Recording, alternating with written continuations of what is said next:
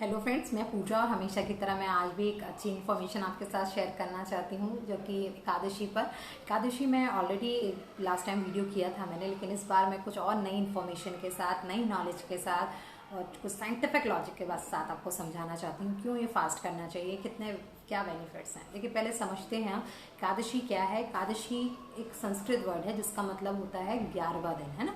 हमारे महीने में दो पक्ष होते हैं, कृष्ण पक्ष और शुक्ल पक्ष। तो कृष्ण पक्ष और जो शुक्ल पक्ष होते हैं उनका जो 11वां दिन होता है उसको हम एकादशी बोलते हैं।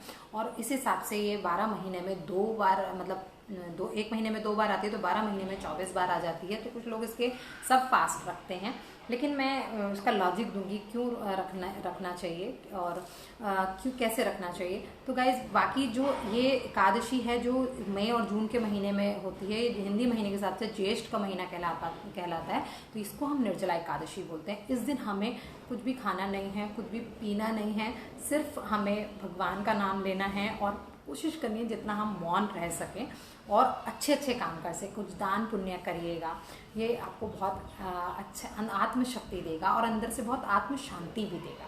देखिए, अब मैं आपको बताऊंगी कि जो निर्जला एकादशी है वो कब रखनी है। 1 तारीख की शाम को 3 बजे के आसपास से शुरू हो रहा है इसका वक्त। तो इसका जो फास्टिंग है वो 2 तारीख को करना है। 2 के दिन में पूरा भूखा रहना है, फिर 2 की रात को, फिर 3 की सुबह में जब सनराइज होता है तब आपको उसको ब्रेक करना है। पराना जिसे बोलते हैं हम, पराना मतलब सूर्य उदय का टाइम, हरि बसेरा टाइम, यानी हरि का जो टाइम है, हरि यूनिवर्स का जो टाइम है, उस टाइम पर हमें ये करना है ना, इसको ब्रेक करना है। अब देखिए, जो लोग नहीं कर सकते हैं फास्टिंग तो वो लोग मत करिए, ज़बरदस्ती कुछ भी नहीं है, बी प्रैक्टिकल। लेकिन जो लोग कर सकते हैं, जो हेल्दी हैं, वो ज़रूर करिए इसको। इसके बहुत अच्छे फ़ायदे हैं। देखिए, अब इसको निर्जला एकादशी को हम भीम एकादशी भी कहते हैं। उसका रीज़न ये है कि जो भीम थे, पांडवास के सेकंड भाई, भूखे नहीं रह पाते थे। तो भूखा ना रहने की वजह से वो बड़े परेशान होते थे कि मतलब मेरे भ्राता और मेरी द्रौपदी जो हैं वो फास्ट रखती हैं और अच्छे से फास्ट रखती हैं, लेकिन मैं नहीं रख पाता हूँ। तो वो कृष्णा के पास जाते हैं जो कि खुद नारायण का रूप थे। तो वो उनसे पूछते हैं कि मैं क्या करूं, तो वो उनको निर्जला एकादशी के बारे में बताते हैं। तो भीम ने भी ये व्रत किया था, इसलिए इसको हम भीम एकादशी भी बोलते हैं। देखिए, हम सब जानते हैं कि जो हमारा जो हम पूरा जीवन है, हमारी पर्सनालिटी है, वो प्लैनेट्स के मूवमेंट्स और ग्रेविटेशनल पुल की वजह से चलते हैं। तो अब इसके पीछे मैं लॉजिक देती हूँ आपको कि जो ऋग्वेदा है, ऋग्वेदा की उसके हिसाब से ऋग्वेद ने सन को एज ए आत्माकार का माना है ना। जो हमारी एंटायर बॉडी को, प्लैनेट्स तो हमारे बॉडी के अलग अलग पार्ट को अफेक्ट करते हैं, लेकिन जो हमारा सन है वो हमें पूरा इन्फ्लुएंस करता है हमारी बॉडी को। तो इसीलिए बहुत ज़रूरी है इस फास्टिंग को मतलब पूरा कंप्लीट करके सुबह के टाइम में इसको मतलब वो करने का, ब्रेक करने का, है ना। अब यही बात अगर दूसरा बोला जाए अपने मून के लिए, तो मून हमारा जो इन्फ्लुएंस होता है वो हमारा होता है सन की वजह से, वो एलिमिनेट होता है, चमकता है ना। तो वो जो इसको रेफर करते हैं मनोकार का, हम इसको बोलते हैं। ये हमारा सीधे इन्फ्लुएंस होता है हमारे माइंड पर, हमारे माइंड को इन्फ्लुएंस करता है, हमारे माइंड को बैलेंस करता है। सन आपकी बॉडी को और मून आपके माइंड को। देखिए, माइंड क्या है, एक मैटर है ना।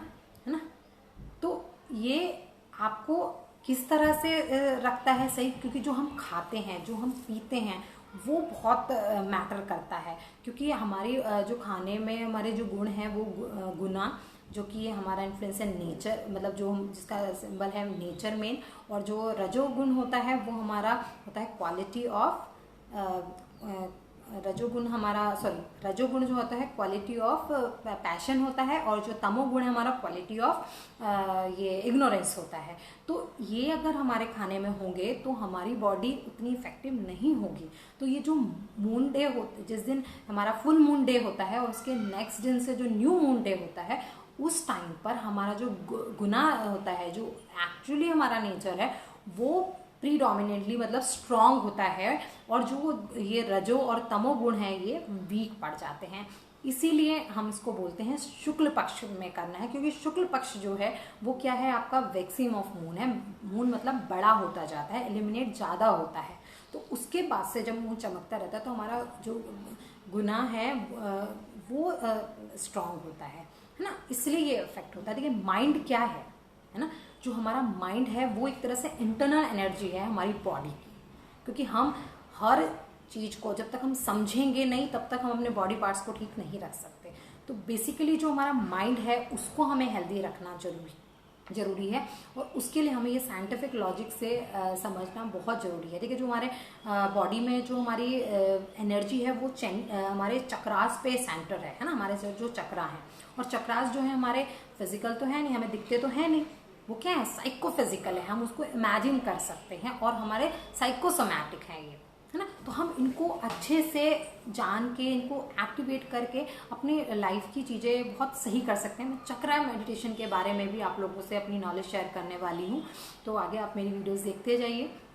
तो अभी जो मैं बात कर रही हूँ माइंड की, तो माइंड जो हमारा सीधे इम्पैक्ट होता है कि हम क्या खाते हैं, हम कैसा खाते हैं। जो हम खाते हैं वो हमें एनर्जी दे रहा है, या हमें जो खा रहे हैं वो हमें स्लीपीनेस दे रहा है ना। तो जो माइंड है वो हमारे पूरे पार्ट, जो मैंने बोला ना, हमारे पूरे बॉडी चक्रास में क्या होता है, एक तरह से फ्लो कर रहा है ना।